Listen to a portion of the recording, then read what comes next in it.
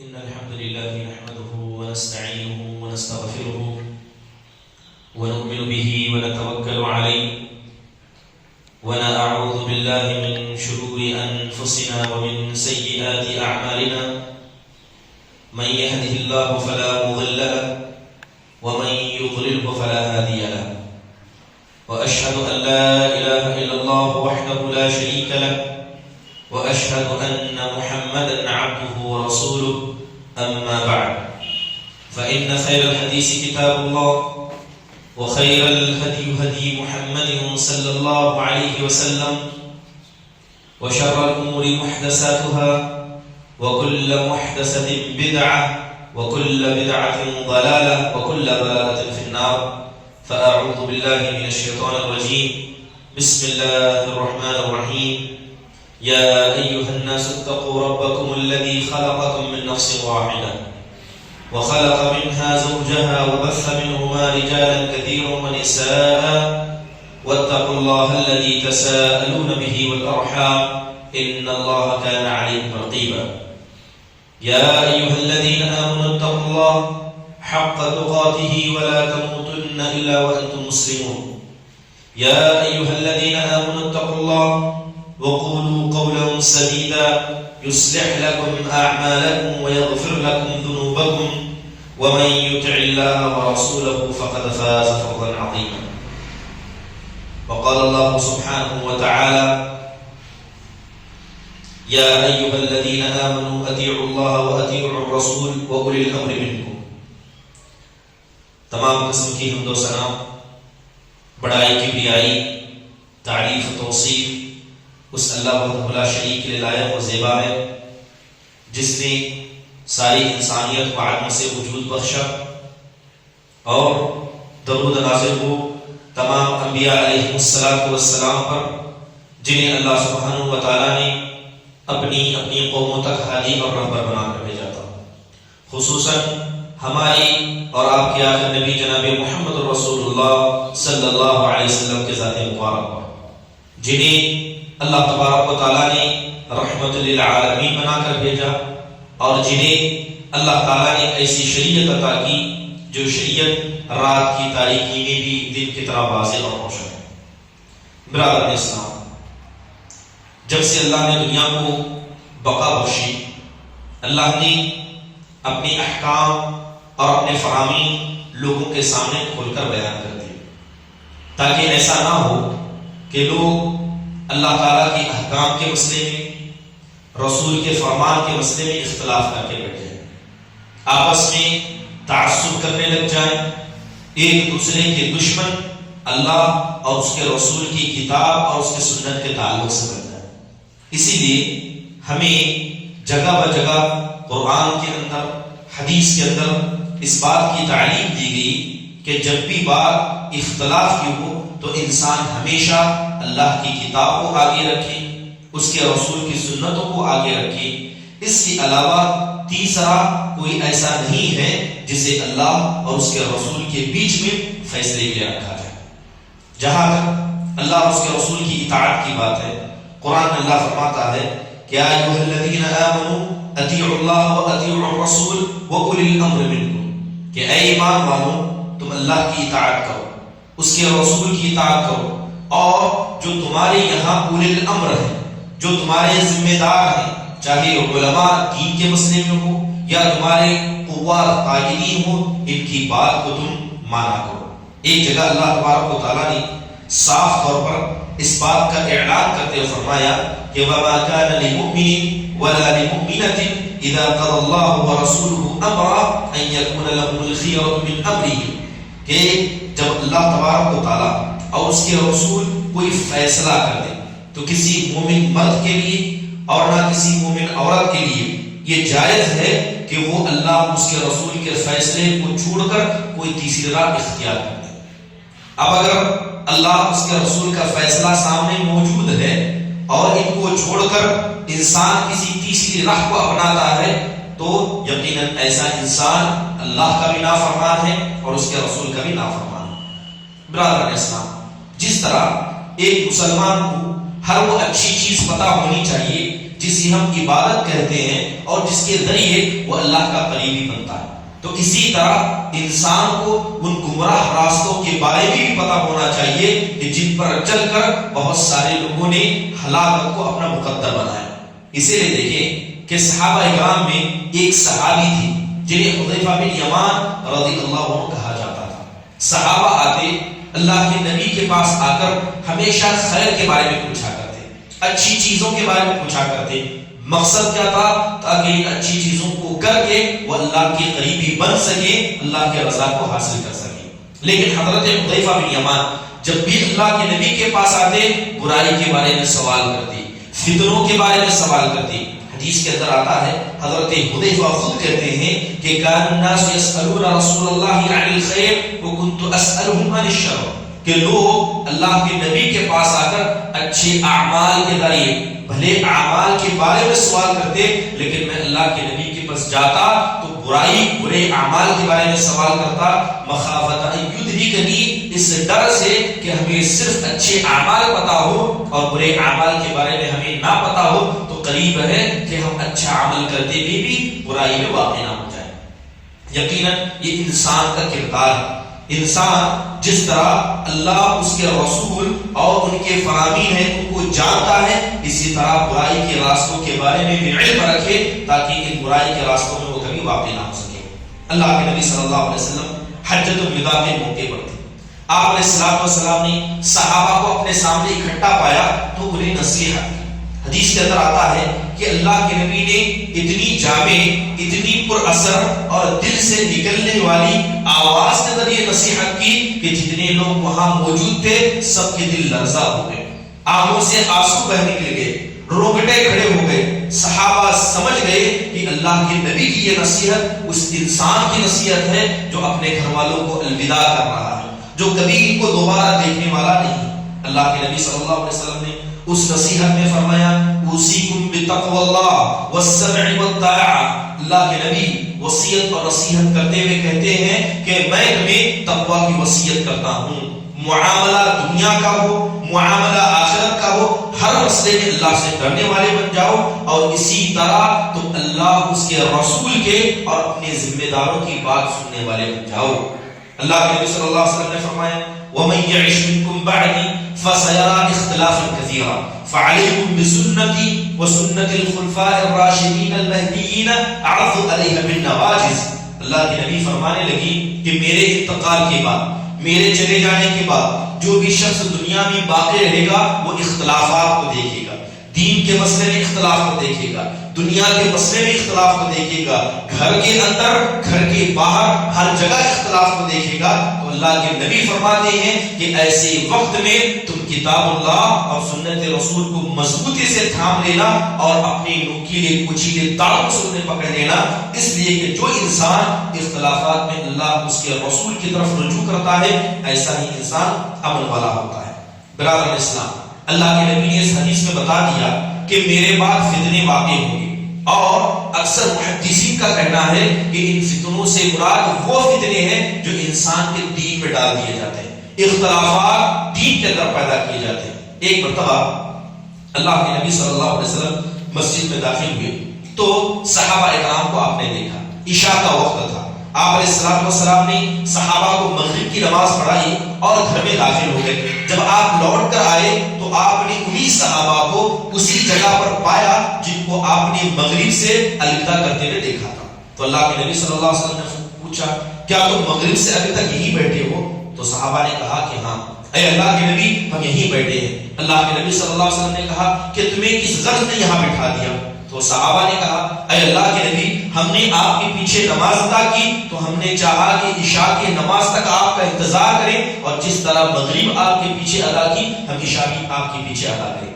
اللہ کے نبی صلی اللہ علیہ وسلم خوش ہو گئے, آسمان کی طرف انگلی اٹھائی اور اللہ سے کہا کہ اے اللہ تو گواہ رہنا کہ اسی مقصد کے خاطر یہاں بیٹھے ہیں. پھر اللہ کے نبی صلی اللہ علیہ وسلم نے ایک عظیم پیغام دیا. آپ نے فرمایا النجوم امنۃ للسماء فاذا ذهبت النجوم اتى السماء ما يوعد. اللہ کے نبی کہنے لگے کہ اس بات کو غور سے سنو کہ یہ ستارے یہ آسمان کے لیے امانت ہے. جب یہ ستارے چلے جائیں گے، یہ آسمان کی امانت ختم ہو جائے گی، تو جو وعدہ اللہ نے آسمان سے اسے ادھیڑ دیے جانے کا، اسے لپیٹ کر ہٹا دیے جانے کا جو وعدہ اللہ نے آسمان سے کیا ہے، وہ وعدہ ضرور آئے گا۔ پھر اللہ کے نبی کہنے لگے انا امنۃ لاصحابی، کہ میں میرے صحابہ کے لیے امن کا پیغام ہوں۔ جب تک میں موجود ہوں میرے صحابہ کے ساتھ فتنہ انگیزی نہیں ہو سکتی، لیکن جب میں چلا جاؤں تو یقیناً فتنے تمہارے پاس آئیں گے۔ پھر آپ کہنے لگے کہ میرے صحابہ میری امت کے لیے امن کے ضامن ہیں، جب تک یہ موجود ہیں زمین میں فتنے نہیں آ سکتے، لیکن جب یہ صحابہ چلے جائیں گے تو زمین کے اندر فتنے ہی فتنے ہوں گے۔ اور اللہ کے نبی صلی اللہ علیہ وسلم نے صحابہ کی موت کو فتنے کا دروازہ کہا، کہ صحابہ کی موت یہ فتنے کا وہ دروازہ ہے جس کے بعد فتنے رکنے والے نہیں۔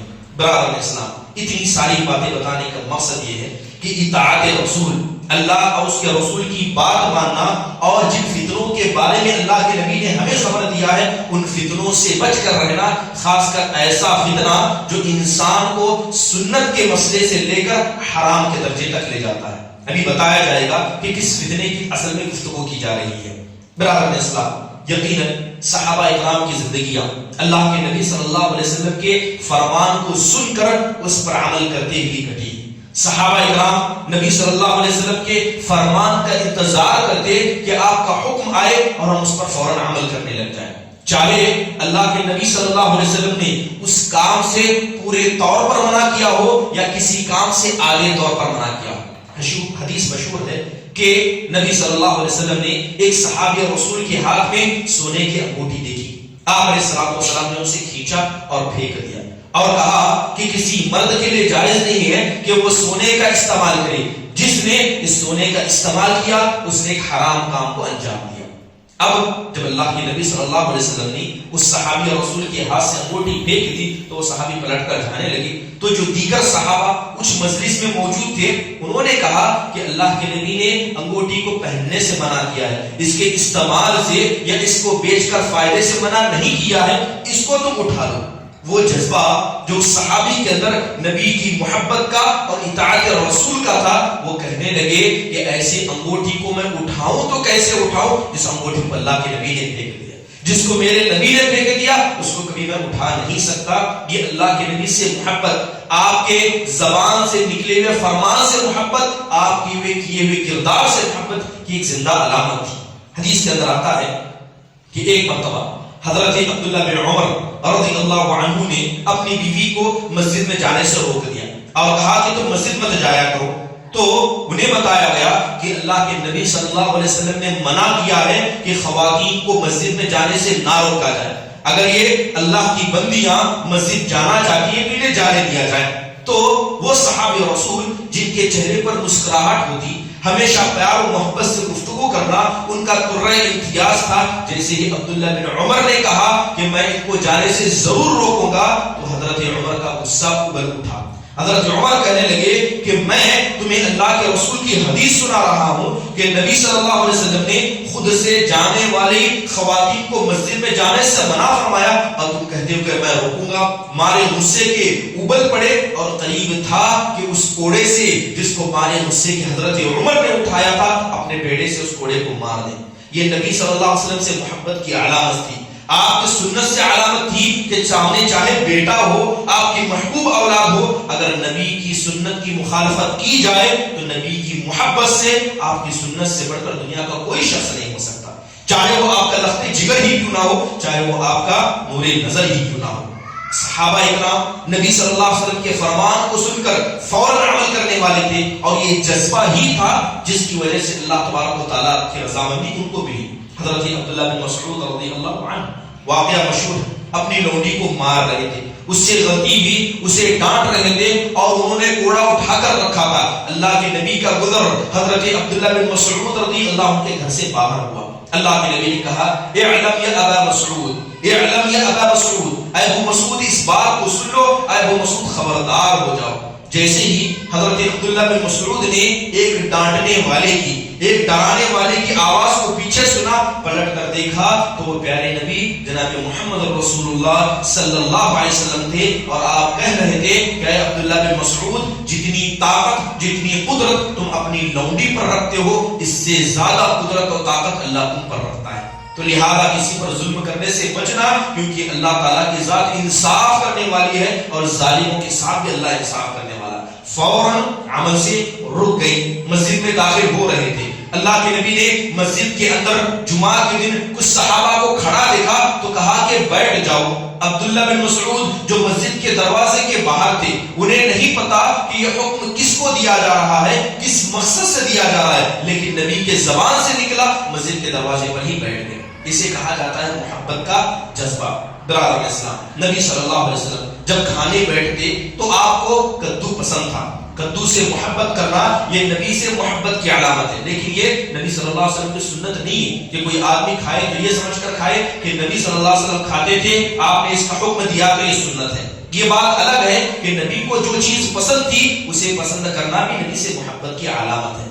اب نبی صلی اللہ علیہ وسلم جب کھانے بیٹھتے, دسترخوان پر اگر کدو ہوتا تو نبی صلی اللہ علیہ وسلم اس ہانڈی میں کدو کو ڈھونڈ ڈھونڈ کر کھایا کرتے. بہت سارے صحابہ اکرام ایسے تھے جنہیں فطری طور پر کدو نہیں پسند تھا, لیکن نبی کی مارے محبت میں اور اللہ تبارک و تعالیٰ سے امید لگاتے ہوئے کہ ہم نبی سے مارے محبت کرتے ہوئے کدو کھا رہے ہیں, صحابہ اکرام اس عمل کو کیا کرتے. برادر اسلام, آج ہماری امت کا حال دیکھیں. بہت سارے لوگ ہیں, بہت سارے فرقے ہیں, ایسے فرقے ہیں جو ہر فرقہ اپنے آپ کو اللہ اور اس کے رسول کی بات ماننے کا دعویٰ کرتا ہے, لیکن یہ بات دعوی کی تو کرتے ہیں, لیکن اتنا ہی تعصب, اتنی ہی مذہب کو لے کر تقلید یا اندھی تقلید کہیں یا مذہب کے تعلق سے, اپنے امام کے تعلق سے تعصب لوگوں کے اندر ٹوٹ ٹوٹ کر بھرا ہے. اب یقیناً انسان کو اللہ اس کے رسول کی اعمال سے, اللہ اور اس کے رسول کے احکام سے محبت ہونی چاہیے, لیکن یہ محبت کبھی بھی انسان کو ایک مسلمان کے ساتھ, ایک ایسے انسان کے ساتھ جو اللہ اور اس کے رسول کی بات کرتا ہے, اس کے ساتھ تعصب پر نہیں ابھار سکتا.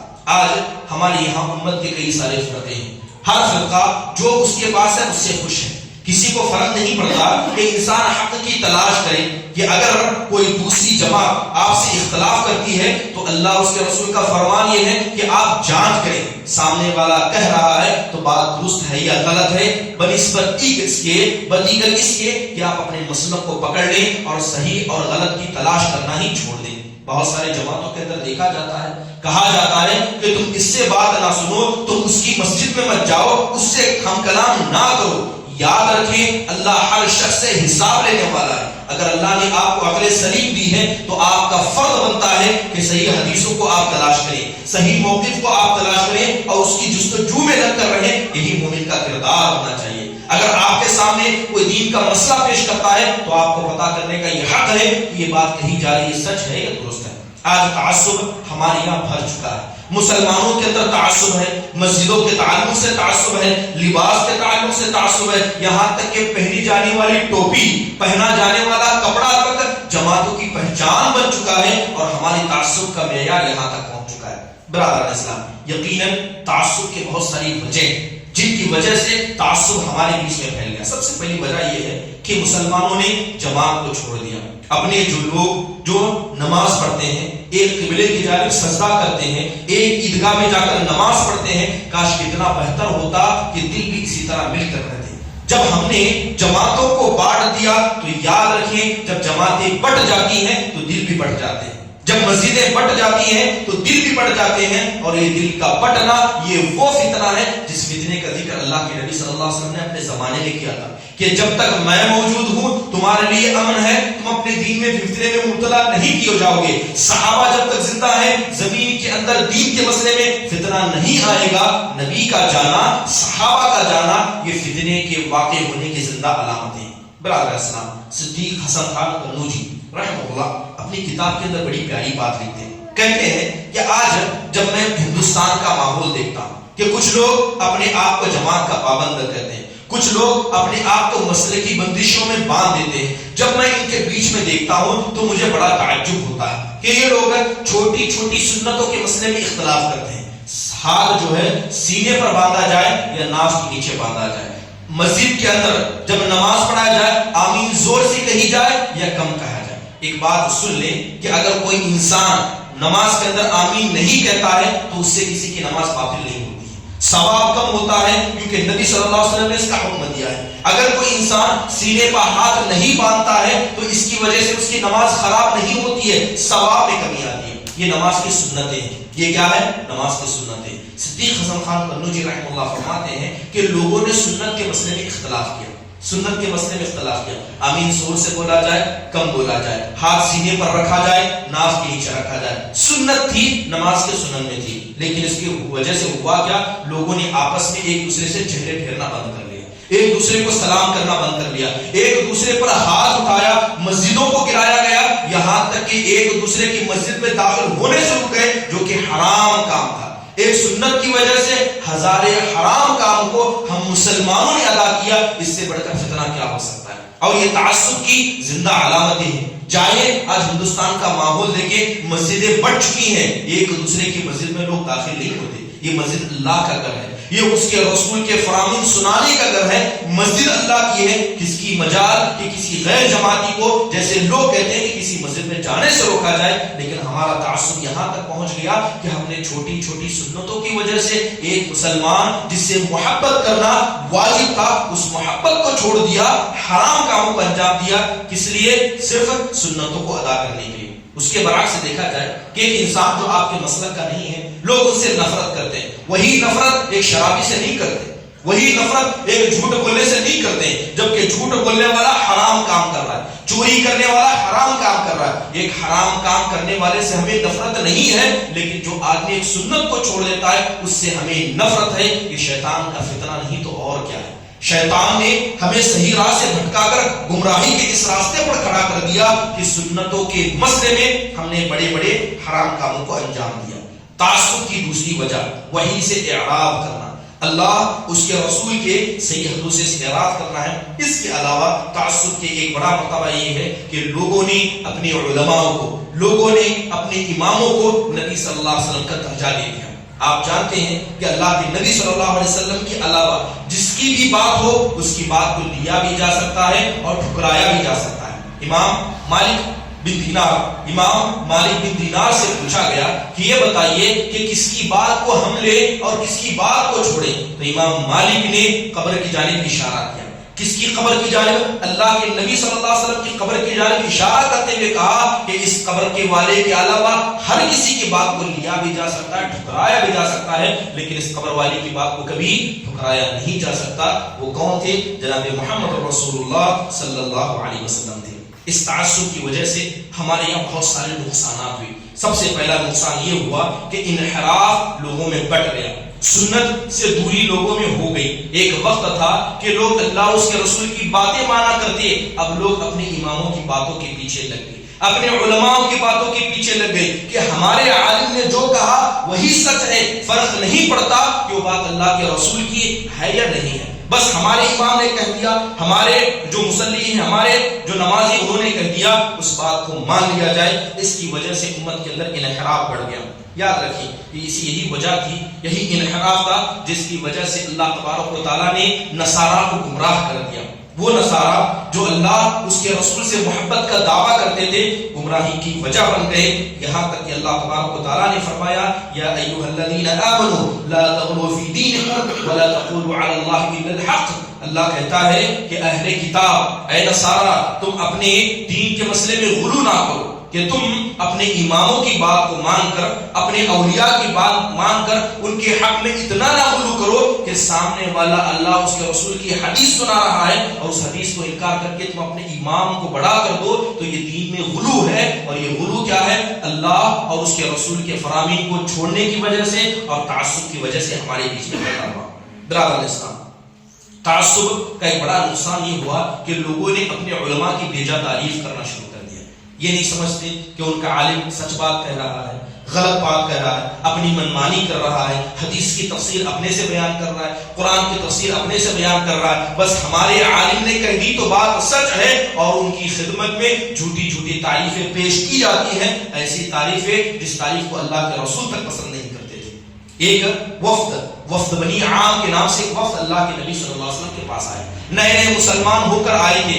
آتے ہی نبی صلی اللہ علیہ وسلم کے ہاتھوں کو پکڑ لیا اور آپ سے کہنے لگے انت سیدنا انت خیرنا وابن خیرنا، اے اللہ کے نبی آپ ہمارے سردار ہیں، آپ ہمارے سردار ہیں، آپ ہمیں سب سے معزز ہیں اور ایک معزز باپ کے بیٹے ہیں. اللہ کے نبی صلی اللہ علیہ وسلم کو یہ تعریف پسند نہیں آئی. اللہ کے نبی نے کہا السید هو اللہ، سردار تو اللہ ہے، سردار تو اللہ ہے. میری تعریف ایسے نہ کرو جس کا میں حقدار نہیں ہوں، بلکہ وہی کہو جو اللہ نے کہا. اللہ نے مجھے اس کا بندہ اس کا رسول بنایا تو یہ کہو کہ یہ اللہ کے بندے اور رسول ہیں. یہ مت کہو کہ یہ آقاؤں کے آقا ہیں، سرداروں کے سردار ہیں. اور آج تو لوگوں نے اپنے اماموں کے ساتھ یہ کر لیا، جبکہ یہ چیز اللہ کے نبی صلی اللہ علیہ وسلم تک کو پسند نہیں تھی. اس کی وجہ کیا ہے کرنے کی؟ صرف تعصب ہے. ہمارے تعصب کے لوگ اپنے اماموں کو نبی صلی اللہ علیہ وسلم کے درجے تک پہنچا دیتے ہیں. تعصب کی بڑی وجہ کیا بنی؟ حق سے لوگ پیچھے بھاگ گئے.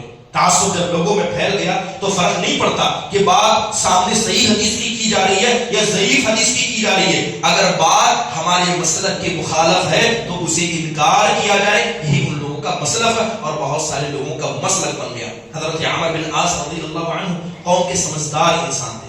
کیسے؟ قوم کے سمجھدار انسان، قوم کے لوگوں میں فیصلہ کرنے والے تھے، لیکن اسلام لانے میں سب سے تاخیر کی، لیٹ مسلمان ہوئے. حضرت عبداللہ بن عمر بن عاص سے پوچھا گیا کہ ہم نے زمانے جاہلیت میں آپ سے سمجھدار انسان کسی کو نہیں پائے، لیکن آپ نے نبی صلی اللہ علیہ وسلم کی دعوت لانے سے انکار کیا، اتنی تاخیر سے آپ مسلمان ہو گئے. تو حضرت عمر بن عاص کہا کرتے کہ مجھے تعصب نے نبی پر ایمان لانے سے روک دیا. میں نے اپنے قوم کو دیکھا کہ میرے قوم والے نبی کو پسند نہیں کرتے تھے، ان کی دعوت کو پسند نہیں کرتے تھے، لیکن مجھے آپ کی دعوت پسند تھی. مجھے پتا تھا کہ آپ سچے ہیں، لیکن قوم کی نفرت کے لیے، قوم کی محبت کے خاطر اور نبی سے اور قوم کے تعصب کے خاطر میں نے اسلام اتنے تاخیر سے قبول کیا. اور یہی آج حال بہت سارے مسلمانوں کا ہے. حق بات بتائی جاتی ہے تو قبول نہیں کرتے. کیوں؟ کیونکہ کسی جماعت سے ہمیں تعصب ہے. تعصب اگر کسی سے ہونا چاہیے تو وہ شیطان سے ہونا چاہیے، شیطان کے راستے سے ہونا چاہیے. اس آدمی سے تعصب نہیں ہونا چاہیے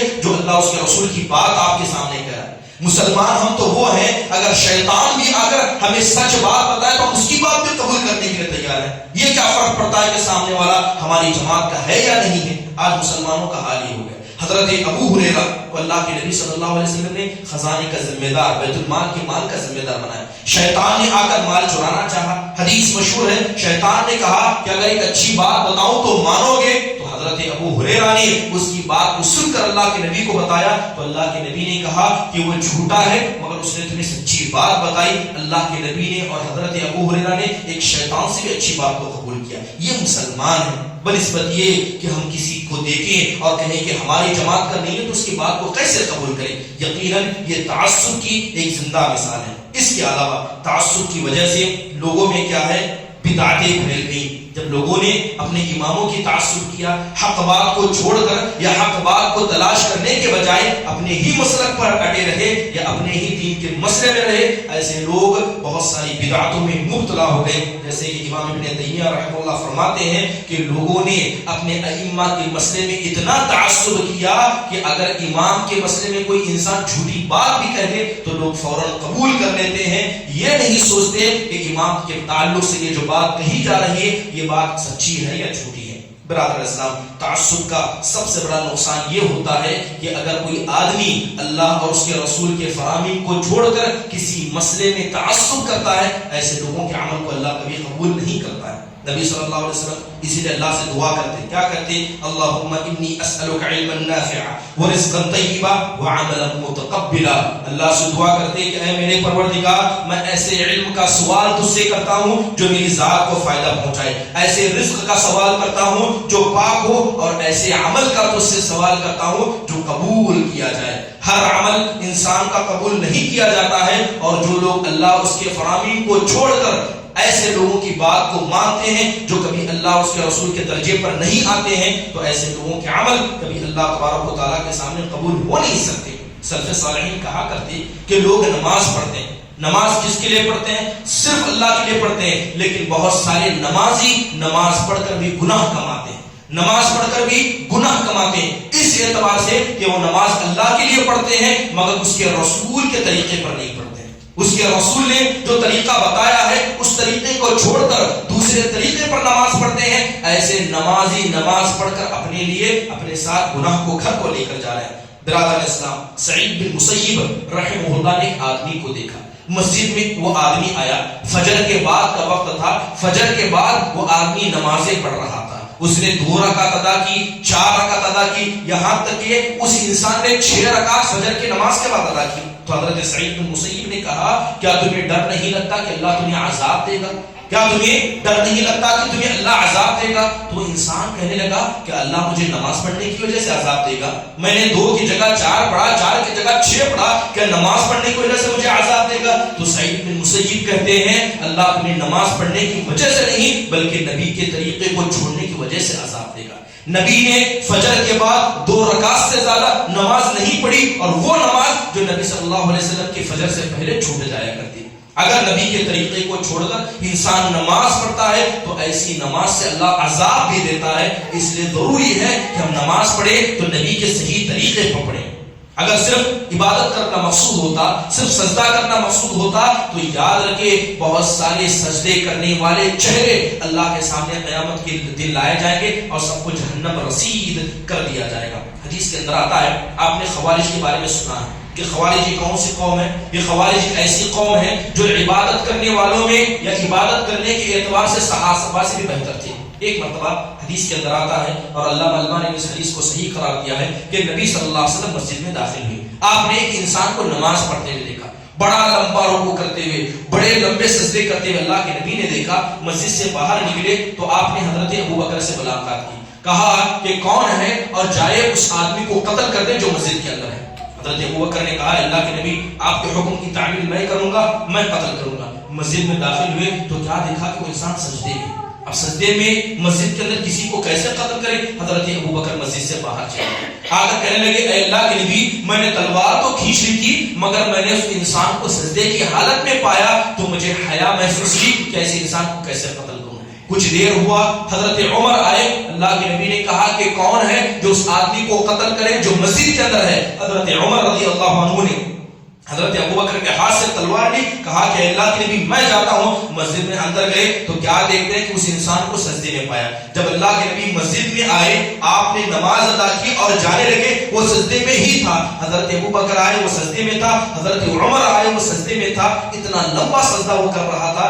حضرت عمر مسجد میں آئے، سجدہ کرتا ہوا دیکھا تو آ کر کہنے لگے اے اللہ کے نبی ایسے انسان کو میں کیسے قتل کروں جو مسجد کے اندر سجدہ کر رہا ہے۔ کچھ دیر ہوئے، حضرت علی آئے، اللہ کے نبی نے حضرت عمر سے تلوار لی، حضرت علی کے ہاتھ میں دی، اے علی جاؤ مسجد کے اندر جو شخص ہے اسے قتل کر دو۔ اللہ کے نبی صلی اللہ علیہ وسلم کی بات سن کر علی مسجد میں آئے تو اس انسان کو تب بھی سجدہ کرتے ہوئے پایا۔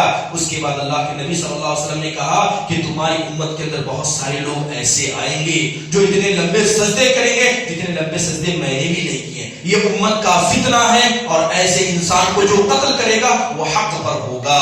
تو یہ خوارج ہیں جو نماز پڑھنے کے اعتبار سے، لمبے سجدے کرنے کے اعتبار سے اتنے لمبے سجدے کریں گے جتنے لمبے سجدے نہ اللہ تبارک و تعالیٰ کے رسول نے کیے نہ اس کے صحابہ نے کیے، تو یقیناً کسی کی نماز کسی کی اچھائی کی علامت نہیں ہے۔ کسی کے لمبے لمبے جبہ پہننا ان کی اچھائی کی علامت نہیں ہے۔ انسان کی اچھائی کی علامت یہ ہے کہ وہ اللہ اس کے رسول کی بات کو مانے اور اس کے طریقے پر چلے۔ انسان اگر مسجد بڑی بنا لیتا ہے اور دعوت و تبلیغ کے نام پر جگہ جگہ گھومتا ہے، اپنے آپ کو حق پر سمجھتا ہے، تو اللہ کے نزدیک کبھی حق پر نہیں ہو سکتا جب تک کہ وہ اللہ اس کے رسول کے طریقے کو نہ اپنائے۔ اس لیے ضروری ہے کہ یہ تعصب جو ہمارے بیچ میں پھیلا ہے اسے ختم کیا جائے اور جہاں پر اللہ اس کے رسول کی بات صحیح ہو اس کو قبول کیا جائے اور اسی کے سامنے سر کو جھکایا جائے۔ اللہ تعالیٰ سے دعا ہے کہ اللہ تبارک و تعالیٰ ہم مسلمانوں میں سے تعصب کو دور کرے، ہم سب کو ایک اور نیک بنائے۔ آمین۔ وآخر دعوانا الحمدللہ رب العالمین۔